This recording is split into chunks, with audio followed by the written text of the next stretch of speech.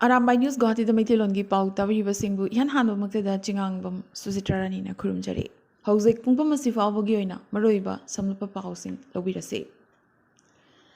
Assam ki mahairoi loop All Assam Manipuri Students Union Amsuna ngarang su nini chanba nubitoina relief ki polam sing Manipur da hangriba relief camp sing da chatuna yenthokre.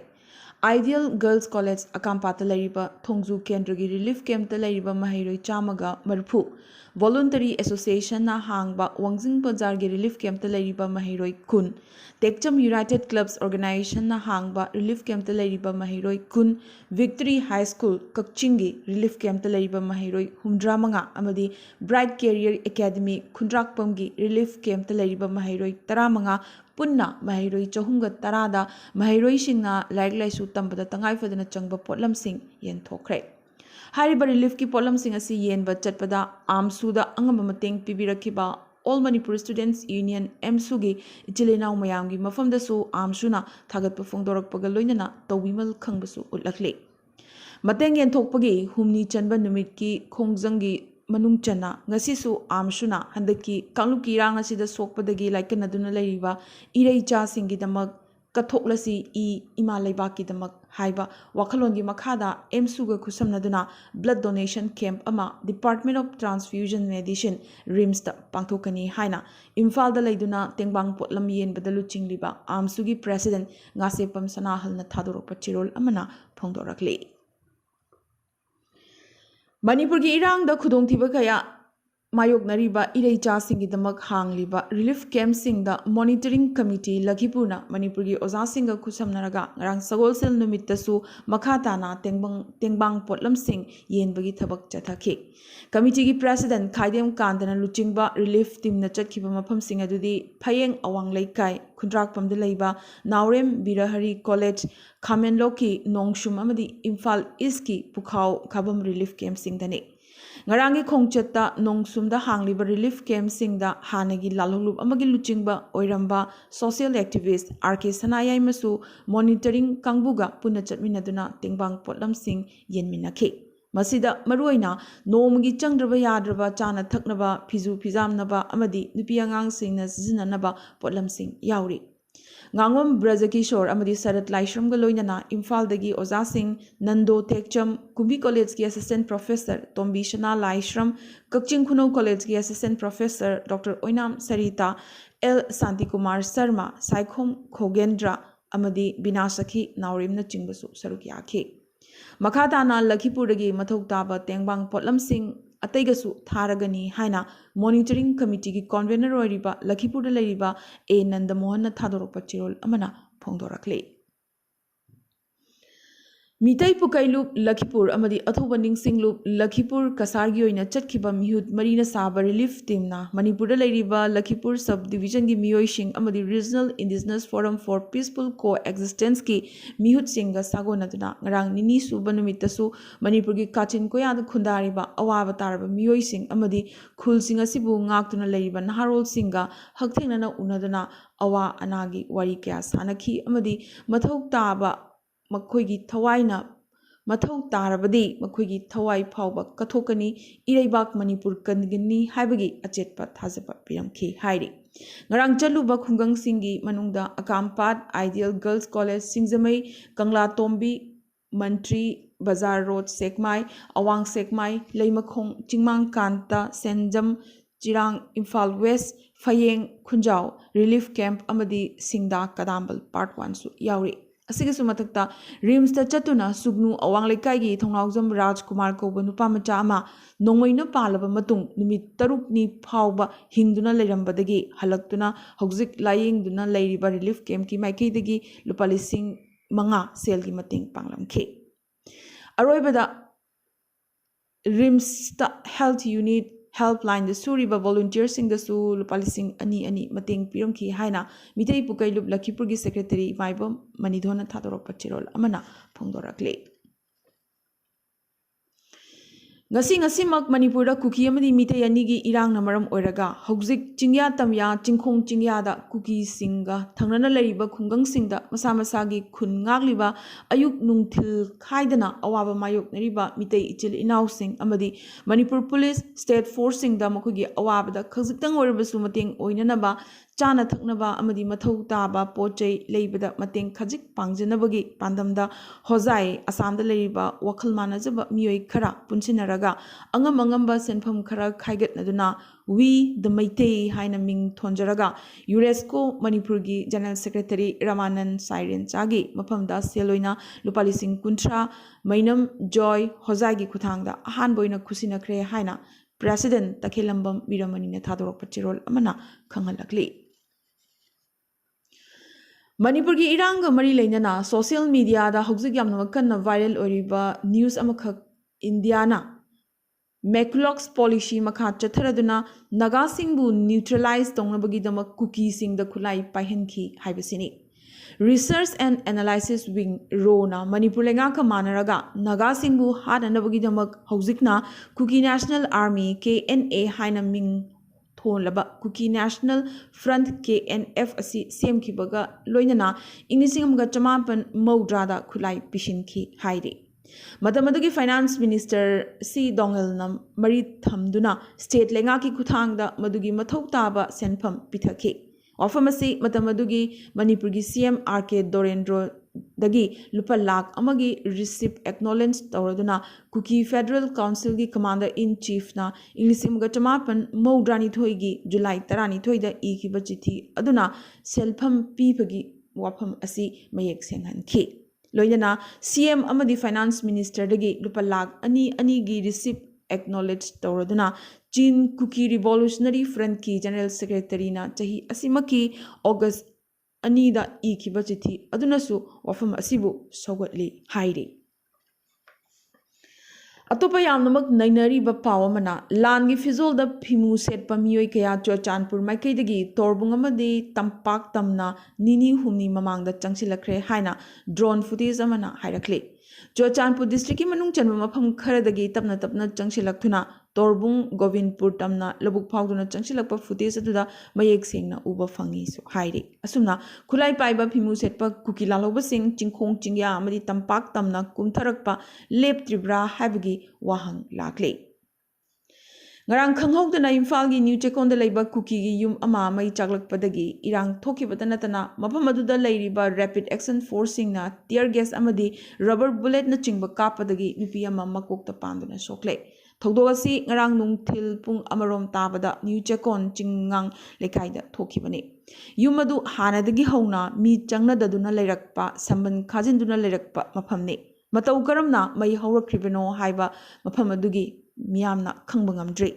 akoibada leiba miyam thoknarakhi mai chakliba yumasi makoi masana thajabani aikoina thaba natte haina pendana mafam adugi miyamna laukhibaga loinana mok sagalaktuna irang hawrakpadagi police amadi fire brigade laktuna mai kanbagi khongjang changthingki Rapid Action Force na tear gas kapadagi New Chekon Nongpok Imphal da leiba Longjam Bema koba nupi ama makokta panduna sokhe Koi saunaraba miyamna masana mayum mai thazaraga maralna miteida sinanaba hotnari Rapid Action Force masida thamba yaroi habagi kholau kyasu laukhe panbayai yumasi Central Armed Force ki High Security Zone gi makhada leiba Kuki na leiramba yumne mafam asi mitei naga Kuki amadi pangal singna punna khundana minariba mafam amane thengna phangjaba pawda Yum mai tharamba Kuki machadu police na phare haire Kuki gi yamna maroi ba thodang lobiriba Indigenous Tribal Leaders Forum ITLF na luchingduna haukiba June 13 yumsagaichen numi Churchanpur da miyam gi oiba achoba mifam ama phamkhre mifam aduda lukyaga loinana church ki luchingba singsu sarukya amadi kupna khanarabagi matung warep 13 lawki haire Warep Singasigi Manungda Housing Imphal gi Mokta Lariba Tribal Singi Hakchang Numit Humni gi Manungda Lauba Churchanpur da War Cemetery ama sembaga loinana Mitei Singa Lan Soknabada Siba ni haina dharna tauba Manipur Lengak amadi Civil Society Organization Singa Wari Sanadaba Lengak ta yauriba Kuki employees sing Churchanpur da halakpa Churachandpur leriba mitei employees sing leihandaba lengaki thabak thoramda cooperation pidaba lengaki land recognition bill ama puthokhanba Mizoram lomdagi lifeline ama semba Naga singa wari sananaba delegate thaba haibana chingba warep kaya yawi haire Ngarang nung thil chorana pung mari rom tabada Bisnupur district ki manung channa phogak chaw ikhai maning thurel manakta kuki militant singna nomai kapsilakpadagi mithai gi khulngak nanaba leriba volunteers singna su handuna kapkhre kapna bagi thodoga sida kuki militant ama si khibaga loinana kayamana sogapan nangani thajanare mafam aduda ahenba police force sing su thomjinkhre Nagalamoromda Manipurgi irang asiga yamnamak naksinana hokiba yumsa kaisa numit Guwahati gi Rajiv Bhavan Congress worker chama henbana saruk yaraduna changsin khiba wakat mifam amada Assam Pradesh Congress Committee gi President Bhupen Borana lalholupka lo namari thamduna mikhal ngambagi damak kadai phawba changsin mikhal ngamnanabagi damak kadai phawba changsin ba ngami haibadu Ram Madhav amadi Himanta Biswa Sarma na utkre Himanta Biswa Sarma gi leadership makhada Assam gi micham yam secure oide NSA gi makhada Himanta Biswa Sarma phagadabani laurakre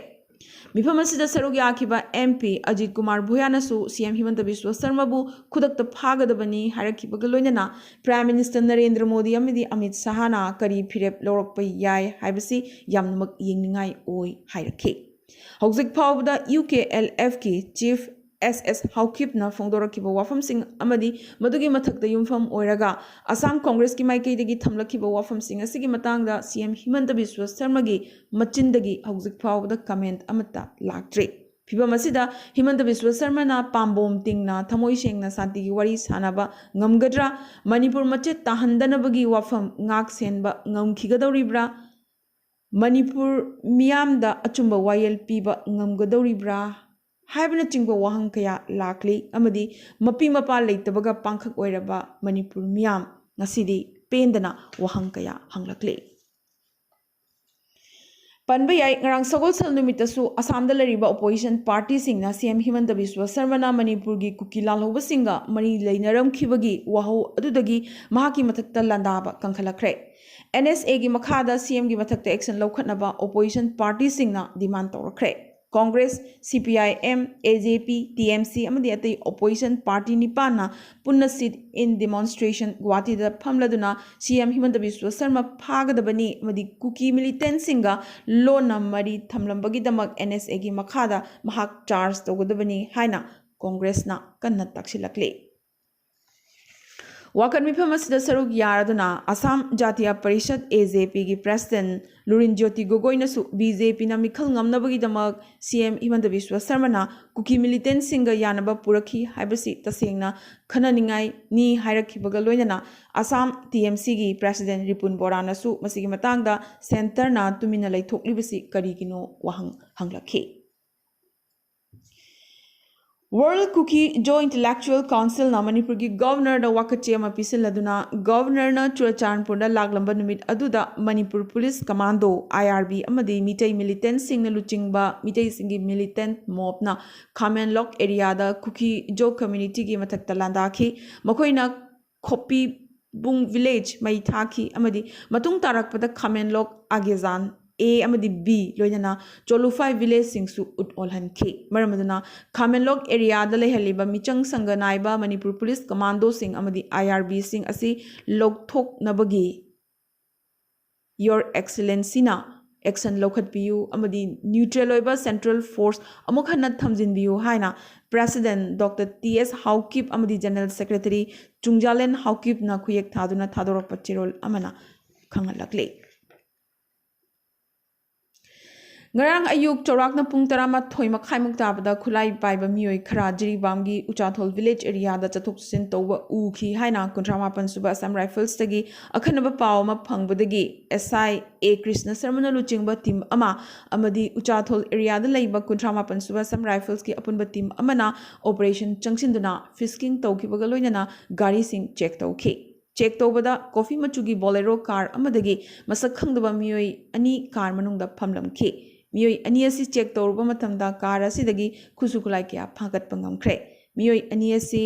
lamgausang chingsong chahi kuntrama thoi amadi soijahau kuki chahi niphumapani haba masak khangba ngamkhre makoi animak police na phare haire Kanglup Kirang Maraksida Board of Secondary Education Bosem Naloba SSLC examination ki result ngarang nungthil Education Minister TH Basanta Kumar na chief guest oiduna lauthokre Mahairoi lising kuntra taret ka chanipan humdrana parikya thabada Mahairoi lising kuntra ma thoi ga chahum humphumanga na pass togduna pass percentage chada marfuni thoi dasmik nipan ani oike rank holder topper kunmanga gi manungda Ratan Kumar Memorial School Kwakaithel Haino Khonglem bigi Mahairoi yengkhom pare hanbana mark ki manungda chongaga maudra manga phangduna topper oirakhi school asimaki mahairoi ani omega chanu wangkhem amadi Venus life rakpam na punna chongaga maudra ma thoi phangduna second position lominakhe ahum suba position da su school asimaki mahairoi ahum Ophelia chanu ngangom Sansitra Thokchom amadi Sylvia mutumna chongaga marfuni pan phangminaduna ahum suba takhe First division da Mahairoi lising kunma thoiga chamri supna manga aduga pass tobugi changna chada yankai taruk dasmik manga ani second division da Mahairoi lising mapan ga chatruk humphuni pan pass percentage na chada kunmanga dasmik manga ahum aduga third division da Mahairoi chani ga maudrani thoina pass tawrakhi pass percentage na chada sino dasmik taret taret ni India lenga ki luchingba moina mitsahana santigi khongchatta manipur laklamba numit 15 gi manungda kangluki irang leiraroi haina miyamda thajaba piramlaga nongmagi irang hena kansilagliba sisu centerna nachungduna tumina leithokpa ubada Tripura mitei khunaina penaba fongdorakle manipur gi miyamna sukyamna awana tarabasu tasinadana leithokliba prime minister Narendra Modi bu mikap thoknabagi pandamda Tripura gi lup manga na punna sinduna ngarang district magistrate West Tripura ki Kuthangda Prime Minister Narendra Modi da memorandum ama pishinkre Manipuri Council Tripura Manipuri Literary and Cultural Forum Tripura Lamyanba Organization amadi Tripura Manipuri Students Youth Coordination Committee na point mari yawba memorandum adu miyam gi rally ama pangthoklaba matung DM da khusinakhi Davi sing asigi manungda Manipura ing tappa punsi mahingda hanjilhanba awaba taraba singda matik chana tengbang piba Manipur ki saktam kaihandaba amadi maral leibasing matik chana chirak pibna chingwagi dawi kaya yaure matang asida panjaningba amatangdi ngasi Manipur gi micham miyamna asuk yawna warba matam asida masibu laksinaba hotnabada center dagi mihut kaya ngasi phawbada Manipur da lakhrabage ngasi chakliba mayasidagi hena kada yawna amuk chakadawba watlibage Prime Minister Masamak tumina leithokle Home Minister Amit Sahadi amuk saphong lamlaga anirak subo oina issue asigi matangda wa ngangkhidre awang nongpugi masak nairaba khutyamna leiba hairabani singlabani hariba Assam gi CM Nedagi convener Himanta Biswa Sarma su tumina leithokre Election mamangdadi ikai ki khangdaba makhai vote khomnanabagi damak nomagi kangdana Manipura paithok paisin toramba miyoi singadu hojikti kadai chatkrabage makoina pamlibasi aikhoi masen tumna hatnau hairibra phare mapangi mayang singsidi saita amuk thamkhrasi wazau nganglamba maribak nungsiba saba micham miyamgi phanaba khanba saba miyamgi mihut lila sanaba haiba birena luchingba actor MLA yankhai adudi kari tawribage makhoi masen manaraga center da karigumba amatta fawba taksinba dabi tawba ngamdabra lenga kairamdai pham ahenba pamlamdai khaktada Delhi chatkadabani haiba wahang leibra kaya kayani aroibada thengna phangjaba pawamada Manipur gi BJP Lok Sabha gi MP amadi Union Minister of State for External Affairs and Education pariba RK Ranjan gi yumsu ngarang sakhandaba singna mai tharamle hairi ngasi yoni Arambai News Guwahati da Maitilon gi paw sandokchaba matang se loisinjaba ga loinana tabiriba singbo amkhasu hanna khurumjare